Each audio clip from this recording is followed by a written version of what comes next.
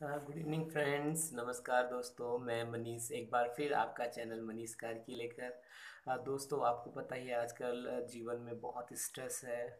कोविड-19 के कारण हर जगह प्रॉब्लम्स आ रही है और सभी हमारे दोस्त, हम लोग, हमारे परिवार वाले सभी किसी न किसी उलझनों में हैं। सोशल डिस्टेंसिंग रखनी है, मास्क लगाना है, डॉक्टर्स, मेडिकल्स एंड अदर्स ना जाने और क्या क्या।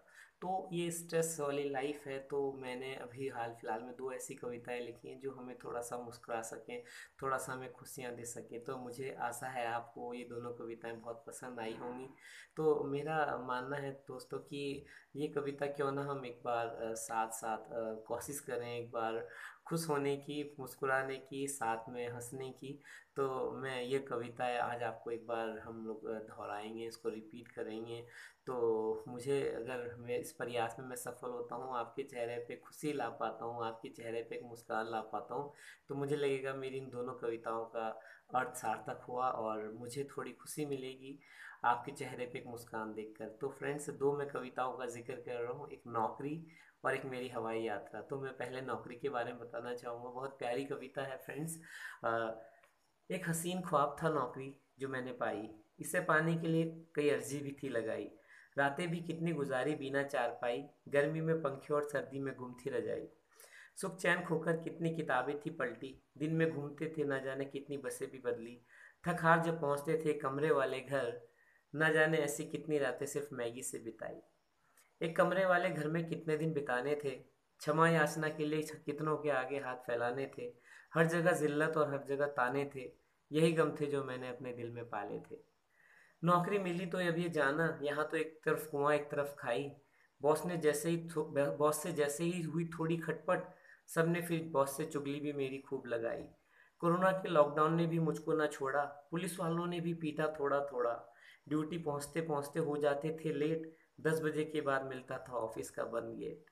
ये कोविड-19 कोरोना किसी को नहीं छोड़ेगा फ्रेंड्स। ऑफिस में काम करने वाले हों, चाहे डेली मजदूर हों, चाहे घर में रहने वाले हों, कोरोना के लॉकडाउन ने भी मुझको ना छोड़ा, पुलिस वालों ने भी पीटा थोड़ा थोड़ा। ड्यूटी पहुंचते पहुंचते हो जाते थे कभी लेट, 10 बजे के बाद मिलता था ऑफिस का बंद गेट। गलती की भी सजा मैंने पाई, सैलरी में बॉस ने एक दिन की पेनल्टी थी लगाई। आसान नहीं सबको खुश रखना, घर में भी एक बॉस जिसका नाम है लुगाई। प्रमोशन और इंक्रीमेंट पर कंपनी ने चुप्पी है साधी, छुट्टी पर ज्यादा थे लिखकर ये बात बताई। बीवी को जब बोला तो उसने भी फटकार खूब लगाई। इस लॉकडाउन में चुपचाप नौकरी कर ले मेरे भाई, इस लॉकडाउन में चुपचाप नौकरी कर ले मेरे भाई। तो कैसी लगी आपको ये कविता? मुझे यकीन है थोड़ा तो आप गुदगुदाए होंगे, थोड़ा मुस्कुराए होंगे। और ये जो इसके बाद मैं कविता लेके आ रहा हूँ, तो मुझे यकीन है इसमें तो आप हंस हंस के लोटपोट हो जाएंगी। एक एक्सपीरियंस है हवाई यात्रा का। तो सभी हमारे जितने भी दोस्तों ने एक बार कोई कभी ना कभी अपने जीवन में एक बार हवाई हवाई यात्रा जरूर की होगी।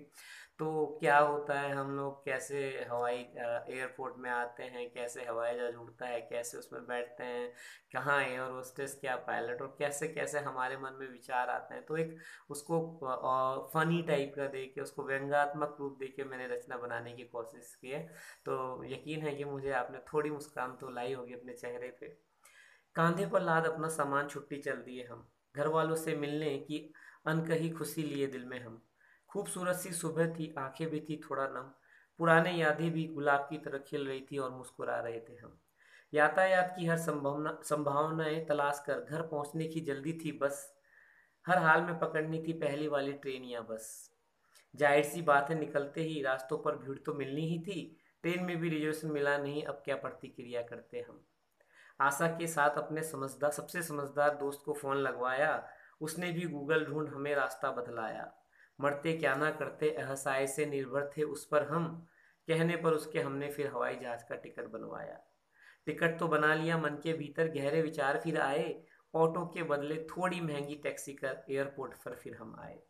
गेट पर मिलते इतने वर्दीधारी को देख उतरने की हिम्मत नहीं कर पाए, किसी तरह डर से उतरे और रौब दिखाने को ड्राइवर को छुट्टा भी दे आए। गिरते पड़ते डगमगाते पहुंचे काउंटर पर किसी तरह हम, सुंदर सी बाला की इंग्लिश सुनकर बस देखते रह गए उसको हम। अपने अंदर की डिक्शनरी को खंगाल, फिर हमने इंग्लिश उसकी समझी। अपने अंदर की डिक्शनरी को खंगाल, फिर हमने उसकी इंग्लिश समझी। अपनी इंग्लिश की हुई जीत, बोर्डिंग पास उससे ले आए हम। फिर सिक्योरिटी चेक से बामुश्किल बाहर आ पाए थे हम। गेट पर मिली फिर एक सुंदर बाला, फिर हमने वही इंग्लिश का रट्टा मारा। गेट पर मिली फिर सुंदर बाला, फिर हमने इंग्लिश का वही रट्टा मारा। कड़ी मुशक्कत के बाद फिर सीट हम ढूंढ पाए। खुश थे थोड़ा, अजी हवाई जहाज में उड़ रहे थे हम। हवाई यात्रा पूरी कर एयरपोर्ट पर उतरे हम। किसी तरह अपना सामान खोज के ले आए थे हम। टैक्सी में बैठे विजेताओं से अनुभूति कर रहे थे। टैक्सी वाले से इंग्लिश में बात करते पहुंचे घर। घर पहुंचकर फिर अपनी यात्रा का विवरण बतलाया। सब मुझको घेरे बैठे थे, सिर्फ बोल रहे थे हम। फिर एक एक कर सबको हवाई यात्रा करना सिखलाया। हवाई यात्रा कर आए बस बहुत खुश थे हम। हवाई यात्रा कर आए बहुत खुश थे हम। तो दोस्तों, यकीन है ये दोनों कविताएं आपको थोड़ा गुदगुदाई होंगी। मेरा प्रयास रहा कि इन दो कविताओं के माध्यम से आपके चेहरे पे इस स्ट्रेस भरी लाइफ में थोड़ा सा खुशियां दे सकूं, थोड़ा सा मुस्कान दे सकूं। मैं मनीष, आपके चैनल मनीष कार्की के साथ। धन्यवाद मेरे कविताओं, मेरी रचनाओं और हमारे चैनल मनीष कार्की को इतना प्यार देने के लिए। आपका दिल से मैं बहुत शुक्रगुजार हूँ दोस्तों। और इसी तरह से हमारे चैनल मनीष कार्की को देखते रहें। मेरी रचनाएं, मेरी कविताओं को इसी तरह से मेरा उत्साह बढ़ाते रहें और हमारे सब्सक्राइबर्स को इसी तरह बढ़ाते रहें। यही आपसे वादा है मेरा। जल्द से जल्द और प्यारी कविताएं लेके मैं आपके साथ आऊँगा। मैं मनीष, आपका चैनल मनीष कार्की के साथ। थैंक यू फ्रेंड्स, शुक्रिया तहे दिल से।